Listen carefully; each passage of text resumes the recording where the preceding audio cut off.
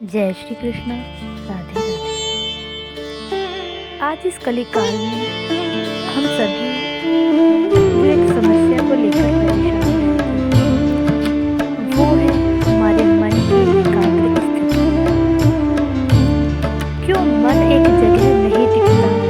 क्यों मन एक भगवान के चरण की तरफ नहीं टिकता? क्यों मन बार बार समस्त देवताओं के पूजन की तरफ भागता है? कि यदि हमारी आर्थिक स्थिति खराब है तो लक्ष्मी माँ की पूजा करिए, कुबेर की पूजा कीजिए। शारीरिक रोग है तो सूर्य भगवान को पूजिए।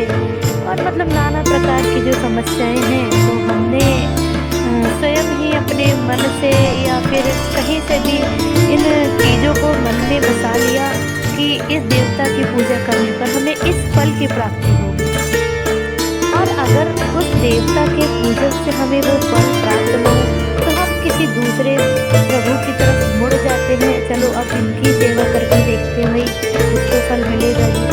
साधारणतः ऐसा ही होता है हम सभी के जीवन में कि अरे आज शंकर जी की पूजा की, नहीं कुछ फल हमको प्राप्त हुआ तो चलो कल से हम पार्वती माँ को पूजने लग जाते हैं, या फिर कुछ दिनों बाद हम किसी और देवता का पूजन करने लगते हैं।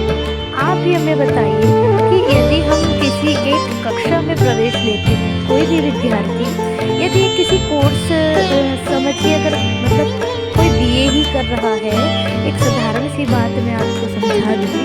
अगर आपने किसी कक्षा में प्रवेश लिया तो आप क्या उस कक्षा की परीक्षा में, अगर अर्धवार्षिक परीक्षा में फेल हो जाने पर क्या आप उस अर्धवार्षिक परीक्षा के बाद किसी दूसरी कक्षा में एडमिशन ले सकते हैं, पढ़ सकते हैं? नहीं पढ़ सकते हैं। तो जब इसी साधारण से उदाहरण के साथ आप समझ सकते हैं कि जब एक कक्षा में प्रवेश पाने के बाद जब तक वो कक्षा पूर्ण ना हो जाए आप कहीं और नहीं दाखिला ले सकते, तो क्यों आप भिन्न भिन्न प्रकार के देवताओं के पूजन में लगे होते हैं? क्यों अपने मन को, अपनी श्रद्धा को किसी एक भगवान पर केंद्रित कर लेते हैं?